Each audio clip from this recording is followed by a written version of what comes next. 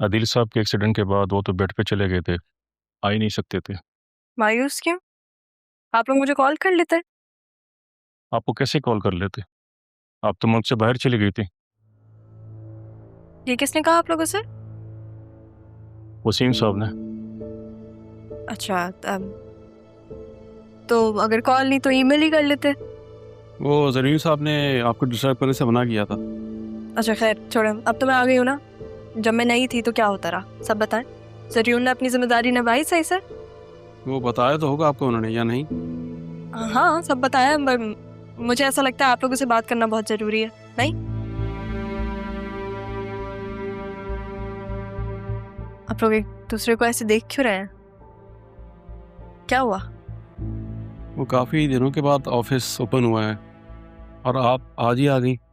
क्या ऑफिस बंद था? क्यों? इतने परेशान क्यों हैं आप लोग? आप लोग मुझे बताएं क्या हुआ है।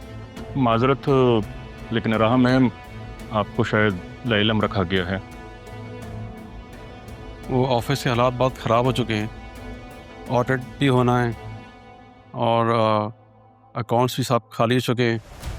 कंस्ट्रक्शन का काम सारा रोक दिया गया है और नाकिस मटेरियल की वजह से सारा कंपनी का नाम बदनाम हो चुका है। स्टाफ भी बहुत कम हो चुका है।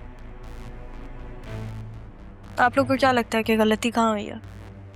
जब डिसीजन मेकर ही करप्शन करें तो क्या कहा जा सकता है।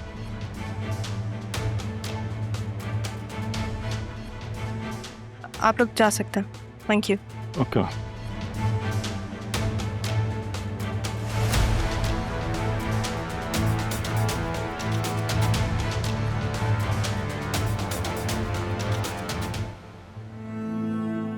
सरीन को तो कभी मेरी कदर थी ही नहीं। मैं ही पागल थी जो आंखें बंद करके उस पर यकीन कर बैठी। तो उसने जो मुझे नसीहत दी है ना, उसके लिए मैं उसे कभी माफ नहीं करूंगी। सिर्फ तुम ही नहीं, मैं भी उसे कभी माफ नहीं करूंगी। पर Batool, you have your parents with you. मेरे साथ तो कोई भी नहीं है।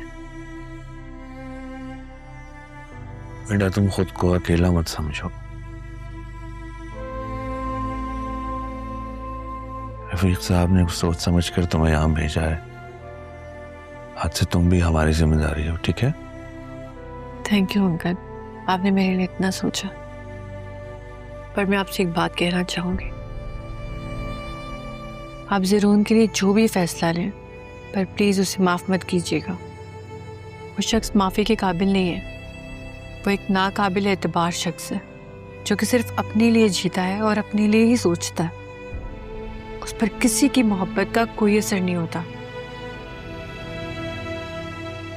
बतूल, मैं जानती हूँ कि ये सब कुछ तुम्हारे लिए बहुत मुश्किल है और मेरे लिए भी ये सब कुछ बहुत मुश्किल था। सिर्फ मैं ही जानती हूँ कि मैं किन अज़ियतों के बाद ये फैसला कर पाई हूँ।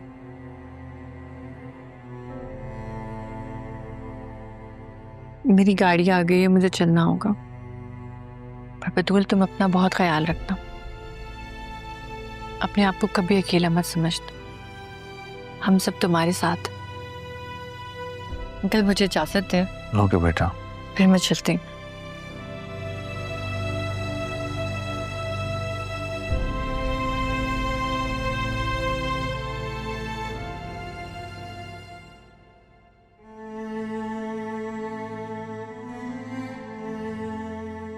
बतूल,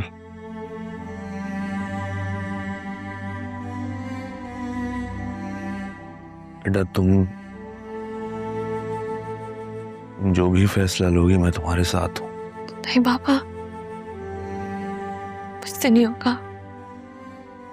मैं कोई फैसला नहीं कर पाऊंगी। क्यों? क्यों नहीं कर पाओगे? बिल्कुल कर पाओगे। बस तुम्हें इतना समझने की जरूरत है, जो तुम्हारे साथ नहीं वो तुम्हारा नहीं। बहुत देर कर दी है ये बात समझाने में तुमने। मेरी बेटी के साथ अच्छा नहीं किया तुमने।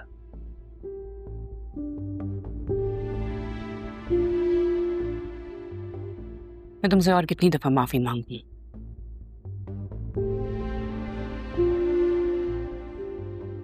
तुम समझाओ ना अपने बाप को। अदील, मैंने जो कुछ भी किया है अपनी बेटी की खुशी के लिए किया है।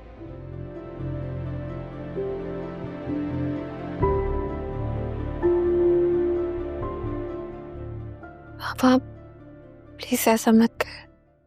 आपसे मैंने पहले भी कहा था कि मामा ने जो कुछ भी किया है वो मेरी वजह से किया। इसकी वजह से भी हुआ है, नाइंसाफी तो हुई है ना।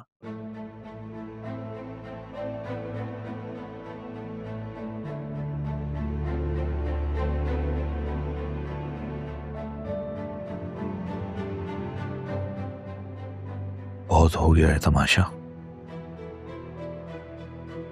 अब नहीं होगी कोई नाइंसाफी।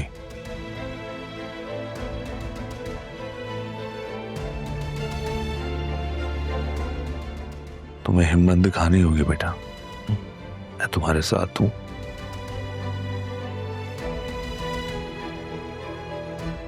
ज़रियून को कोई हक नहीं पहुंचता किसी की जिंदगी के साथ खेलने का।